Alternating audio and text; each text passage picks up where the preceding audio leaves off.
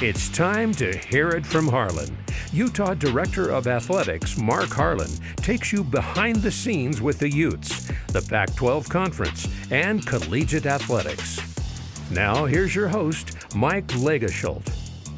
Hi, everyone. Welcome to the show. Coming up on the August edition of the show, Mark discusses Utah's move to the Big 12 Conference that will take place in the summer of 2024. He also looks ahead to Utah's final year in the Pac-12 Conference. Utah's season opener for football just around the corner. Tight end Thomas Yassmin will join Mark for his one-on-one interview segment, and more coming up on the opening of the Dumke Gymnastics Center later on in the show. Well, Mark, great to see you and welcome. Hey, Mike, always good to see you.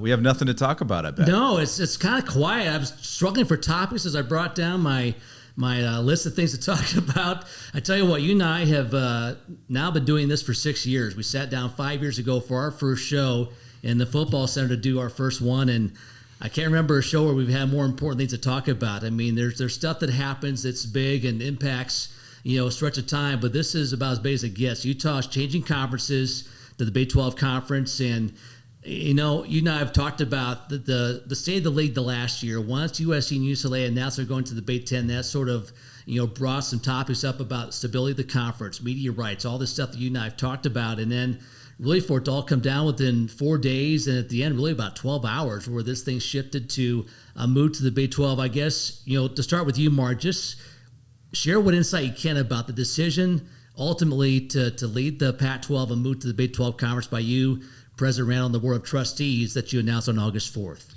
Well, first of all, we've been doing this for 6 years. Isn't that crazy? That made me almost fall out of my chair as well. Appreciate you, Mike. Same here. With helping this through the years. I think there's a lot to unpack with everything. I think, if I start off with the most important thing is thanks to our incredible student athletes through the years in all our sports and our coaches and our donors and presidential leadership and board leadership and all of those kind of things, we had an option. And, it was an option that was there for us because of the community that is the University of Utah. And so I'm grateful for that. And I think, I'm not suggesting I was telegraphing at all. I just wanted folks to know through this process, since, as you alluded to, the LA schools leaving, that, I knew my job was to make sure that the school had options. Mm-hmm. And that was going to be really important. And we felt all along that the best option was to see if there was a way that the 10 of us could stay together for a short period of time. And we had been working really hard on that, knowing that there was always headwinds. When you lose the LA schools and that market, it's just a very difficult, it's different from even, I would argue, from Texas and Oklahoma. Oklahoma's in a small market and, right, of course, big brand. Texas is a larger market, as we know. But, I think there's a lot of forensic that we could talk about and what happened when, I think at the end of the day, the commissioner did everything in his power to try to motivate the media companies to hit the expectations, the fair expectations of the schools, so that we can run our programs. And remember, when we say run our programs, it's the ability to provide them with the best coaches and the best support staff, and certainly the incredible, awesome rule changes that have allowed things like cost of attendance in the last few years, and the ability to really surround them with the resources that they need. And so the media contracts become so important just to be able to do all of those things. I know the narrative, it's all about money. Well, I guess in a lot of ways it is, because we want to take care of the staff and the students that are around our program that do such incredible work. But, we went through the process. President Randall was an amazing partner, through this whole thing. And we finally got to that point where, it was time for the options to be presented to the board and briefed, to the athletic directors.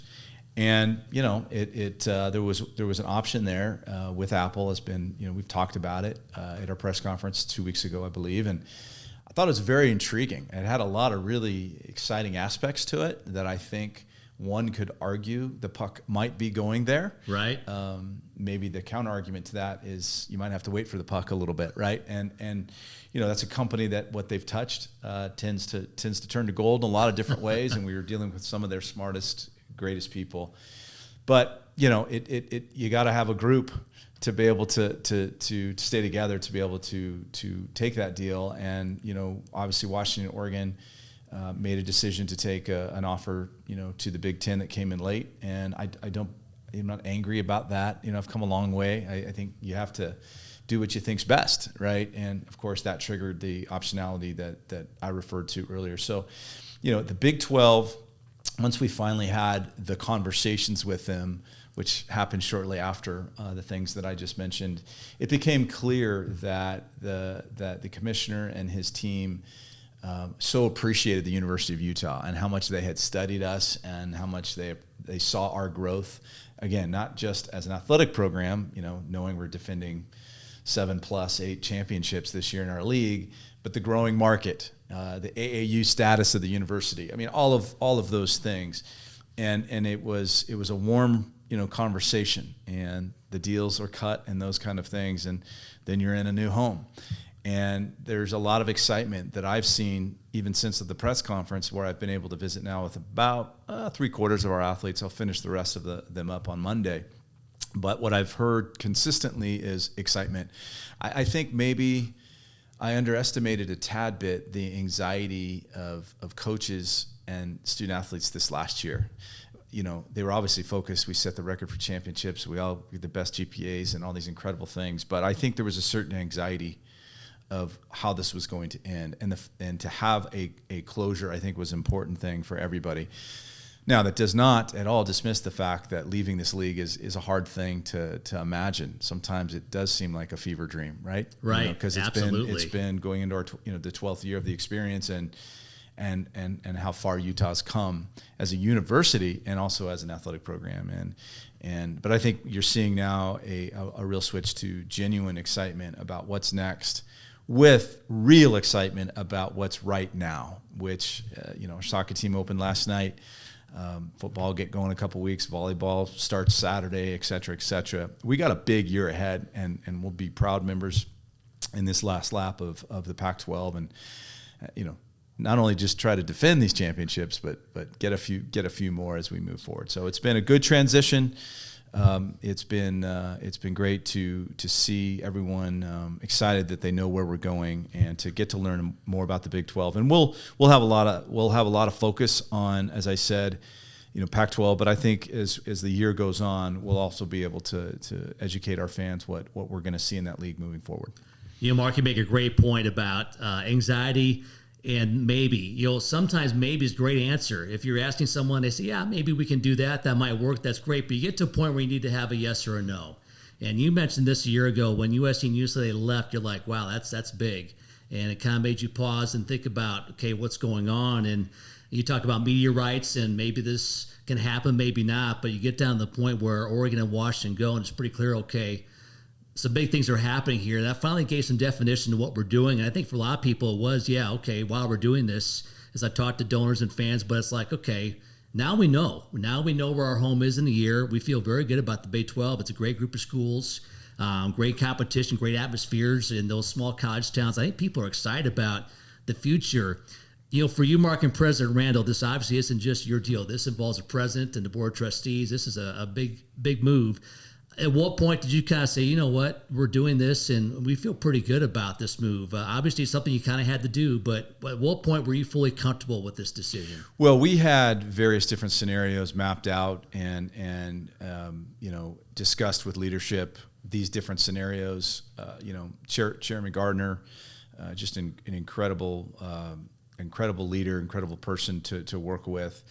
We and the executive board of the trustees and the trustees in general. I mean, there was different maps that Taylor and I had been working on, President Randall and I had been working on. So, then one finally comes through, and so we were ready to go. We didn't have to go through. You have to go. We went through a formal process, as all saw on that Friday night, I think it was. So all that stuff was kind of pre-planned in different scenarios. So that part was not that difficult. And because it became pretty clear it was either going to be go this way, or what have you. So that's kind of the way that went down. But again, I do want to emphasize that what I noticed the first week that I was here 5+ years ago, the alignment between the leadership of this campus in its support of athletics has allowed us to flourish, and this was another example of that. You mentioned this a year ago with USC and UCLA leaving. You've been around this conference a long time. You've been their AD here now, entering year 6, but you worked at Arizona. You graduated in this league. You worked at UCLA for a long time. You have been around this conference probably as long as anyone in a leadership role. For you to see the Pac-12 where it is and what's happened, your general thoughts. To me, this is almost unfathomable, but yet you look at things along the way that have happened this past year, it makes sense. But for you to be around this league as long as you have, can you kind of digest all this? Well, I think there's certainly been some emotions. I think that, I mean, like you said, I have a lot of history in it. On the same token, you look at sports in general. Growing up, I remember what a huge story it was when there was a couple weekends of interleague play. Right. In Major League Baseball. And I remember, oh my gosh, the Orioles are going to play the Dodgers. Can you? I mean, the world is coming to an end. And now, look where we are. So I think about sport in general and the change that we're seeing, and it's come into our space. And certainly, as one who worked at South Florida, when I got that job, the Big East had just crumbled and South Florida had moved into the American. It's happened a lot of places, certainly the Pac-12 expanding and grabbing us 12 years ago. So expansion's not new, but what's happened here certainly is a byproduct of, the television opportunities that can come to universities that allow them to raise their programs to such a level and provide everything that you want to your programs, your students, et cetera. And that's where we sit today. And those media partners, again, as we look forward, the fact that they were so entrenched into the Big 12, I mean, I was reminded recently by Commissioner Yormark that it's the only league that has Fox and ESPN next year. And that's something to behold. And as we look at the experience that our student athletes will have being on stages like that, over this period of time, that's important too. And so, but to your overall question, yes, we'll see what happens. I've been in contact with my colleagues. Obviously, we still have a conference to run this year. We're gonna do right by the student athletes in all the sports. I've been in contact with those that are still trying to figure it out. And we'll continue to do this the right way on behalf of the student athletes to make sure they have the best possible year across the conference. I think anyone who's moved homes before knows it's a big process. We're moving to a whole new conference, and we have less than 12 months to get this done. So for you, from an AD's chair, with our senior staff and coaches preparing for this, what's your timetable and kind of how have you started that process the past week or so? Yeah, great question, and that's still a work in progress. But at 30,000 feet, I've asked Charmel Green, our Chief Operating Officer, to lead the transition team. She will put the various different working groups together. A lot of that will be around our incredible sports performance team, who has really been a key to our success over these last few years.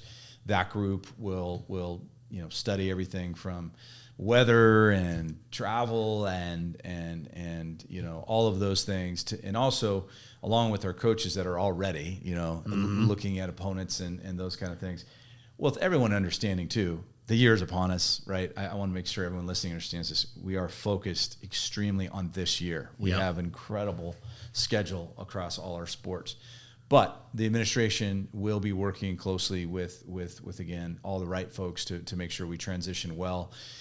My early look at it is I think we come in very competitively across a vast amount of our sports, and I'm excited about that. Right, this is not going to be the situation where maybe Utah experienced from Mountain West to the Pac-12, right, where our budgets were dramatically different. We're coming in as a full share member right off the bat. We come in with some powerful teams, from incredible coaches, and we'll be ready to rock. But from an administrative standpoint, we want to make sure that we don't take an inch step back on anything, and we won't. So that process will be led by Charmel. There is some stuff right in front of us from a scheduling standpoint. We have two Big 12 opponents as non-conference next year. And we're already starting to noodle through that. And then obviously with BYU and us now being in the same conference, we've got all of a sudden openings in our football schedule all the way through. I do anticipate 9 games being what it will be in the Big 12. I think the commissioner even said that publicly. So now we can work off that. And so that part we're already starting to chip away at, because football scheduling, when it's 9 months away, it does keep you up at night. Absolutely. Excuse me, I got to give ourselves, maybe it's 11 months away, so we got a few extra. So anyway, we'll figure it all out. That's what we do, and we'll begin that process. All right, well, one more quick thought. You mentioned BYU. This is a different league, but there's a lot that's familiar there. BYU will be a travel partner or potential travel partner for us, but Arizona State, Colorado are there, schools we've been with in the Pac-12. And I've told people, I grew up in the Midwest. I worked at Kansas a year before I came out here. I know these venues and college towns. It's the biggest game in town, Mark. The fans come out, the students are there. You can have teams that are just doing okay, great attendance. It's going to be phenomenal atmospheres on the road. Passive fan bases. There's a lot that's good about the Big 12 Conference coming up in a year. No question. And I think that you're right, their fan bases across the conference. I mean, even Kansas football, I've read just recently, may be close to selling out this year. And that's been the one that maybe, hasn't always sold out. And I talked to our football team about that the other night. I mean, you're going to go to places. I mean, we see it sometimes in our conference, particularly of late when Utah shows up. Stadiums have been fuller where we've gone. We certainly see it in Eugene and a few other places. But this is going to be a consistent, across the board for many of our sports, despite Texas and Oklahoma not being there. I mean, that's not really going to matter. They fill up. I've had, I'm anxious to learn about all of their championships, but one that really does pop at you besides their football championship, which of course will be in, I think they just renewed in Dallas for the life of this next deal. So that'll be at Cowboy Stadium. But their basketball tournament, men's basketball tournament in Kansas City, apparently is it's impossible to get a ticket to that. Yeah. So they're very focused on that championship, and then I think on and on and on. And with Oklahoma leaving as gymnastics, and in comes the Utes, right? That's been a very successful championship. So there's a lot there. The commissioner, I think, is a visionary. He's got a lot of thoughts and a lot of creative ways to. I think to really move the brand, and all that is exciting. But again, I want to emphasize we are focused on what's right in front of us, and that is this last lap in the Pac-12. Yeah, I think that's a great way to approach it. One more time through this conference, there's been a lot good about the Pac-12, and I could talk more about the Big 12 in upcoming shows, but appreciate your insight. I know it's been a busy couple of weeks on top of the normal flow of things, and I'm sure sleep has been a premium, but we appreciate you sharing some thoughts on this. Thanks, Mike. Appreciate you. All right. We'll come back. Speaking of fall sports and football, Thomas Yassmin will join Mark for his one-on-one segment. That's when we come back with more of the August edition of the Hear It From Harlan podcast. For tickets, apparel, team schedules, and more on the Utes, visit UtahUtes.com, the official website of Utah Athletics. It's always great to start the year with the podcast and talk to Mike about a bunch of great things going on. But as I always say, the best part and the best segment of the podcast is when we get to sit down with one of our great student athletes. And honored today to have from our football team, Thomas Yassmin, who obviously an incredible contributor to this group for so many years and heading into his final year here. So Thomas, thank you for taking time out of camp to visit with us. Thank you for having me. No, I appreciate it. It's interesting. The journey of how student athletes get here is a question that I get a lot. Whether you're from Utah, right? Like, why did they choose Utah? But your story, of course, coming from Australia, is a longer journey in all different ways. So walk us through how you became a Ute. Yeah. So going into my senior year of high school in Australia, I actually had no idea, honestly, that football was even a question or going overseas. And my high school basketball coach actually sort of pitched the idea to me. It was honestly a bit more of a fantasy than anything. And this is whilst I was taking rugby very seriously, looking at going professional with that. And, I was pretty set on going forward with that in Australia. But yeah, kind of, pushed that idea out there and didn't really think too much of it. And sort of time just went by, and first started getting recruited by other schools, small schools.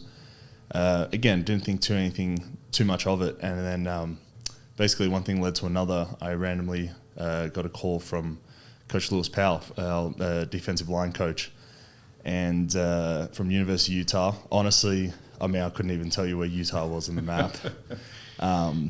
Didn't know too much about it besides the Utah Jazz. So I remember that first phone call. I was like, oh, like this is cool, but I didn't really understand sort of, the magnitude of college sports and, what it is in America and just, American football in general. So, it was all pretty brand new, and it was kind of just sort of entertaining the idea, but it wasn't until actually I had a home visit where they flew out, came to see me from America, and I was just... Was that Coach Powell? Coach Powell, and that sort of happened. I was, it was just really in my face. I was like, wow, this is, a lot bigger of a deal than I realized it was, and from there I actually started thinking about this might be a real possibility, and taking my visits here and, seeing some other schools, but it was really when I got here, it was my first visit, I kind of realized, this is the place I want to go, and if I was going to start kind of just drop everything and leave from Australia, this was the place to do it. Yeah, I sometimes see those receipts of these coaches flying internationally. Obviously, this one was paid off for all of us in so many different ways. Well, now I'm going to have to go find Lewis and find out like how he found out about you. Yeah. What's the story of how they? There's always been a really good relationship. It's so general to say it, and it's silly in some ways, but we have a lot of good contacts as a program, not just in football but in others in Australia. But do you know how that connection was made between? Yeah, so I believe he knew a person that at the time had left, but he was formerly with University of Hawaii, and University of Hawaii kind of do some things in Australia. They had an exhibition game back in 2017 or 2016, and so when they were there, that's kind of how they sort of found me. And then, once one person hears about something, it sort of passes through. But he actually ended up leaving Hawaii. I stayed in touch with him. He was a super nice guy, and he said he knew some other people, and I wasn't really considering that avenue at the time. And he knew Coach Powell, and he said, all right, I'm just going to get this guy, reach out, give you a call. If, it seems like something you'd want to do, might as well. And yeah, of course I said yes. I wasn't going to say no. A phone call never hurt anyone. So he passed on my number, and literally 2 weeks later, I remember I was actually going to the gym with my mate, Sebastian Splain, and I get this phone call, international phone number. I'm like, what is going on here? And then it was Coach Powell on the phone, spoke to me, and I don't know, honestly, it was a bit of a blackout, kind of went through, and then literally a week and a half, 2 weeks later, the guy's at my front doorstep. That's incredible. Yeah. So that was your first experience with the 801 area code, popping up right then to everybody's benefit. So you mentioned rugby, obviously, and I've been impressed since I moved to Utah. Rugby's a really big deal in the state of Utah. I've also been in Australia and New Zealand, and I know what a really big deal. That's the real big deal. Maybe just a little bit on that, the transferable skill set. I'm curious because you've obviously adapted extremely well, but talk about that a bit. Yeah, so it's quite a different sport in terms of the technicalities, the fundamentals, and skills. But in terms of like the ball in hand, I felt like for me that was the thing that transferred the easiest, and that was sort of my favorable part. But everything up until that point, route running, blocking, just reading defenses, interpretability, it was a bit of a process. And on the surface, it doesn't look like too much to learn, but it was it was a bit of a road for me, and just not having, coming here to a Power 5, at the time like a top 10, 15 program in the country, and not even knowing what a quick slant was. And you come to a program where you got guys, everyone's unbelievable athletes, so you feel like you're a bit behind the 8 ball. But it was a bit of a process. It took me a couple of years. Special teams was obviously where I made my first impact, and I felt like that was sort of the quickest route for me to get out on the field. But getting into the offensive side of things, just sort of being able to be at a level where the coaches had trust in me to be out there and run the offense. And we've got a great offense here. It took a good few years, but once I get the ball in my hands, that's where I feel like, and Coach Freddie Whittingham always says that, when I get the ball in my hands, he's not really going to coach me too much, because I feel like that's something, it's just, it comes natural. You can't really coach that. And it's more instinct. And I feel like that was something from rugby that really helped me. But everything up until that was a little bit of a process. Well, yeah, I mean, just want everyone that's listening to just imagine you don't grow up with the game. I imagine there was some television, you know. What was there NFL in college? Yeah, Watch? My two older brothers are actually pretty big American sports fans, and, you know, they always followed it. And one of my good friends growing up, their family moved from America to Australia. I went to school with him for a bunch of years, and they moved back. So that was actually the first time I was introduced to football. I think I was about 13 or 14, played a game in Madden at his house. There it is. I think it was Madden. I see on these notes you're a gamer, so I was wondering how much you learned from Madden. So Madden was the first sort of real experience of football, and, you know, my brothers would have it on the TV, and honestly, they knew way more than I did. I would just kind of, you know, it's my older brothers, I just want to sit there and hang out with them, so I'd watch it. But I mean, it's, you know, it's like sitting in a class you're not very interested in. You know, you sit there, you're listening, but you're not really paying attention. That's honestly how football was for me for the first few years. I just didn't really understand it, but it was cool, like the magnitude of everything and seeing the Super Bowl. I mean, even if you don't watch sports, everyone enjoys that. So that was awesome. But I mean, the technicalities and fundamentals of the game, it was all brand new. So yeah, I remember doing my visit, and even my brothers were telling me they were forcing me to play Madden basically every other night with them to try and learn it, and they were explaining all the rules, and it was pretty funny. But, yeah, I can see that. I mean, my son plays it all the time. I mean, he knows so much from the game just by playing. So, you know, you get here. You've mentioned just getting through just learning the game and going through the physical process, but also coming so far, being away from home and making that adjustment. And of course, you came, you know, COVID, right? You came here right before COVID, or right? Yep, about year and a half before COVID. Year and a half. So you had that adjustment before that. So there obviously was a period of time where you just were not able to go home. Yeah. Walk just through that a little bit, the challenges and the support you got and all those things. So obviously at the time of COVID, everyone got sent home, and then we, you know, got the go ahead that the season, whilst being adjusted, was still going ahead, so had to come back here. And so were you able to get back home to Australia? Yeah, so when COVID first started, I was able to go home. I was there for about, I think, a month and a half at the very beginning of 2020 when it first became a thing, and then came back early for training because we were told the season was still going to go ahead, and which it did. Obviously, you know, a few games cancelled, but with the travel restrictions of Australia being one of the restricted countries. You were able to get out okay, obviously. So I was able to get out, had to get a letter, but couldn't re-enter.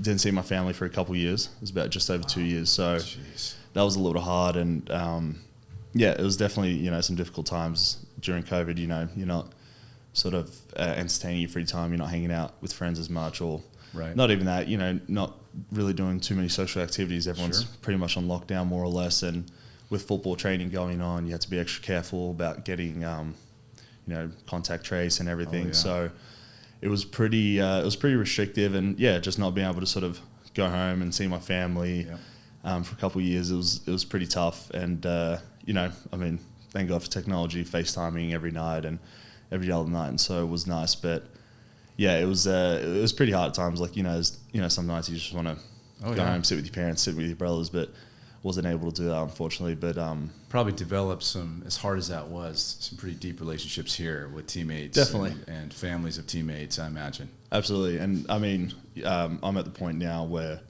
honestly, you know, my closest friends are guys on the team, and whilst obviously I still have close relationships with friends at home, I mean, these guys on my teams are my brothers and the people I hang out with all the time, and that was helpful. I mean, you know, I had friends invite me over their family dinners on Sundays and Thanksgiving and everything. So it was super nice, and everyone was sort of kind of aware of the situation, would help out when they can, and that was a great thing about it. So it sort of made it feel like a home away from home, which was awesome. Well, I appreciate that. It's the personal journey of these 600 student athletes that we get to be around with every day that makes it just all that, you know, the reason why I do it. Appreciate everything you've gone through. Well, before we talk about what's next, we do have to talk a little bit about last year. I don't even think it's really an argument. I think it's pretty clear you were involved in two of the more iconic plays of the football season. And I know it's a team sport, and I know it's all about winning, but let's talk about the leap at Colorado. Let's talk about that. Was a magical day, right? Yeah, because big win for the Utes, and everything else went down. But maybe it was sparked by the leap there. So, we've all seen the play, but walk us through that moment. Yeah. I mean, leading up to the play, so Dalton had a couple earlier passes and was actually he got tackled twice by the same guy, and he kept saying, he was getting a little frustrated. He kept saying, this guy just keeps diving on my knees. And he's just walking up and down the sideline, and he just goes, if anyone comes across this kid, just jump. I'm telling you now, this kid's just jumping at the knees. Like, he didn't want to tackle anyone, at the waist or anything. So, and, obviously you listen to that, but I'm just thinking, I hadn't had a single reception in the game, and, obviously Dalton's the main guy getting targeted. So it's just kind of in the back of my mind, but not really thinking too much of it. And then we run into the play. It was basically a double wing set, and Cam audibles the play like 3 times. Don't know how he did it. Calls one play, stops, calls another one, realizes that's probably not the best one, calls the third play. And when I heard the third play call, I realized, okay, I'm a viable route on this type of play. So line up, get set, calls it. The DN's in the perfect spot, get a quick nudge on him, go out, and I see everyone else covered, so I just turn my head quickly, see Cam look at me, throws the ball, grab it, and I'm like, sweet, go to turn up field, and I see the exact same number that Dalton was talking about, and without even thinking about it, I just, I felt like I couldn't run around. Typically I'll try to run around, run through, but I was just like, you know what the hell, I've got nothing to lose here. Jump, and as I'm about to jump, I see this guy diving. I'm just like, there's no way this is actually happening. Catch my feet, running, and I'm kind of just got tunnel vision here, like not even realizing what's happening. Dalton blocks the other guy, and then it's just, I see the end zone and just sprint for the end zone. And I remember, like, after scoring that touchdown, it wasn't until I saw the replay just kind of realizing what actually happened. It was pretty awesome. I mean, it's definitely, at least at the time, was the highlight of my career at Utah, and honestly probably my sporting career. So I was just kind of in shock and seeing how just like that actually just happened. So it was a pretty surreal feeling. It was. I just remember watching the whole thing, and you've seen a lot. We all have, but just also the reaction after the play, because not only did it happen, it happened in front of our section, right? So all our fans are going nuts, and to watch the player reaction, and you could tell the love that the teammates have for you, because I think they were so genuinely excited. Of course, there's another play. The stiff arm heard around the West in the country, and obviously and I forgot the game versus USC in the Pac-12 championship game. I was watching it the other night. They're replaying on the network, and you kind of forget this part. You remember the play, and I want you to walk us through that one as well, if you don't mind. But it was a really important score. Like, you kind of forget that because they had just scored, if I recall, and brought it down to. All of a sudden it got a little closer than what it was. So, and we answered. So walk us through again that the stiff arm to number 7. Yeah. So that play is, essentially designed. I'm just pulling out the player. Dalton gets open, and you got another route. And we've thrown it in practice. You throw the corner route, but how the play is designed, obviously, is to hit someone else. And obviously after Dalton's 16 for 16 against USC last time, I think they realized they didn't want to leave this guy open. So as soon as I break for the corner, I see the guy who I thought was marking me. It's basically 2 men on him, and then I'm just one-on-one with the safety. Break for the corner, I see Cam roll out and launch it, and I'm going to be honest, that ball felt like it was in the air for about 30 seconds. I'm standing there, I'm waiting for this ball. I could feel the guy on my back, and I'm just like, just get down. As soon as I grabbed it, just turned upfield, and actually I was thinking about hurdling, honestly. That's why I was going to ask you that question. You were thinking about hurdling. So I went to gather my feet. I'm thinking, okay, maybe I just cut back inside and try and run through the middle. And I see this guy, he's pretty patient with his feet. And then, honestly, it was a safety. I'm 250 pounds. I said if I couldn't run this guy over, I'd be pretty upset with myself. So I just backed myself, and you see I kind of stumble, and then I just go, I'm like, you know what, I'm just going to go straight into him, and ran through him and kind of shrugged him off, and then kept running, and then did the rugby slide into the end zone. And followed up by Cam's banjo play. Yeah. There was a lot going on after that score. And and then, the crowd's obviously there, and the cameras, and everyone's, and like the steam cannons or whatever they were going off, and that was honestly definitely one of the coolest moments. It was incredible, and that one was in front of the USC section. Yes, with some Utah folks who figured out a way in there with tickets. But absolutely. Just the aftermath of that, I'm sure you've seen the reaction in faces. Now, on that game, was your family, anybody able to come out for that, or were they watching at some crazy time in Australia? Yeah, so it was around. I mean, the game was December 3rd. My parents and brothers were in Australia. And they were all at home watching it, and I remember they had a family event that they had to go to. But I obviously found out after the game, but my brothers sent me photo. They all just got it on their screens, like ESPN Plus on their iPhones. They're all watching. They're not even paying attention to what's going on, and they were going crazy. It was awesome. They obviously blowing up my phone after the game, but they were able to see that, and it was awesome. Wow, that's just great. Well, let's talk about, you guys are in camp. Really camp will break with school starting here on Monday. You guys had a scrimmage last night. How are you feeling? We're 13 days away from Florida coming into our house. You're a leader on this team. We've talked about your journey, and here you are, one of the key leaders of this program. How are you feeling? How's the team's mentality? Yeah, it's good. Obviously, we've got Bryson and Nate playing quarterback right now, and everyone has full confidence.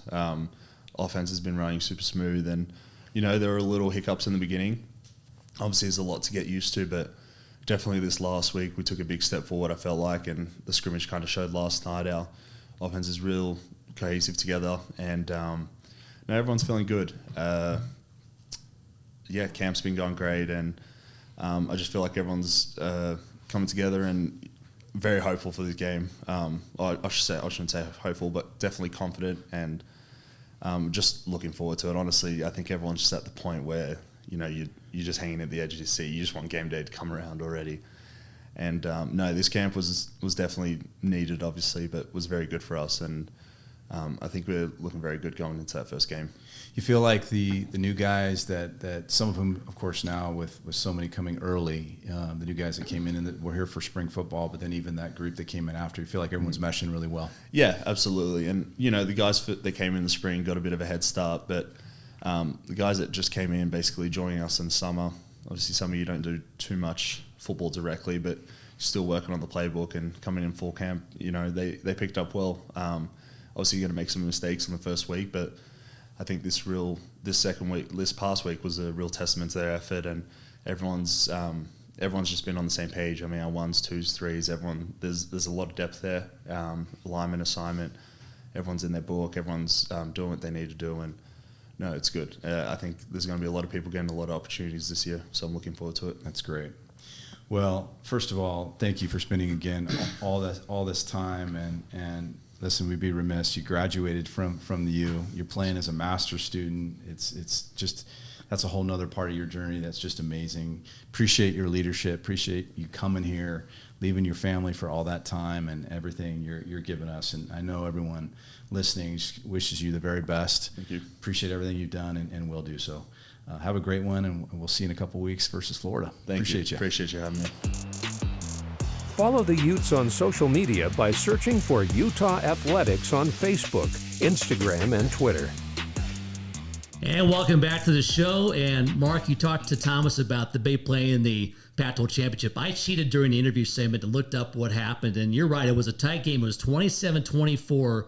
Early fourth quarter, USC had just scored when that 60-yard pass went from Cam to Thomas to make it 34-24. The Trojans never scored the rest of the game. Utah wins that one going away 47-24, but what a great segment. You guys talked for a long time, and some great insight about the audible that came, 3 audibles to make that play happen at Colorado, and some other things he shared. I thought that was just a great interview by you with Thomas Yassmin. Yeah, I was really excited when Thomas would be available, because first of all, he's just a great personality, and obviously his journey is they're all remarkable, but come on. I mean, Yeah. Coach Powell, I'm going to go find right after we tape this and say, Lewis, walk me through this. And I bet you he thought he had a D lineman that Freddie Whittingham got his hands on. So I'll get behind the scenes and we can report back on that. But yeah, great young man. Again, we didn't get a chance to talk too much about his academics, but a superstar student. I mean, the fact that he graduated, under all those conditions, we talked about COVID and all of that. And now, he's in the Eccles School and he's pursuing his master's in terms of business management. So just an incredible young man and a real leader on this team. But yeah, that insight. And I got to ask Cam about that too. I mean, 3 times. I mean, I don't think I heard it. These guys don't tell me all that stuff. They just smile and high five. But anyway, great young man. And I'm glad everyone got a chance to listen to him. Yeah. You forget about COVID and how it impacted everyone, especially if you're from a foreign country and really have a hard time with the travel visas and so forth. That was interesting, but we've had some pretty good punters, Mark, out of Australia, and now we got a big guy who turned out. I bet great you he for could us. kick it too. I probably should have asked him. I'm sure he could. Yeah, great interview with Thomas Yassmin by you. Thank you. Well, Mark, it is football season almost. We're just around the corner. Utah against Florida coming up on the 31st. They are sending their A team from ESPN. I hear Kirk Herbstreit, Chris Fowler, Holly Rowe, Utah alum will be here for that game. And it's a huge opener for us coming up in less than 2 weeks now. Yeah, just excited about that game. It's, obviously back when we scheduled it, we had the near miss last year. I know the guys are very focused, as Thomas talked about. ESPN did kind of give me some assurances that they would really crank this game up, and by sending the A team with our own Holly coming is really exciting, along with the others. And there's week 0 and there's certainly some games, but if you look at our Thursday night stage, we're going to have 8 o'clock East, 6 o'clock here. It's going to be a lot of eyeballs on the University of Utah and certainly Florida as well. So excited for it. I know the guys are ready to hit somebody else. The one thing I will say, and I try not to be too direct with our fans because I'm so appreciative. We need everybody at this game, and we need everybody to be wearing red.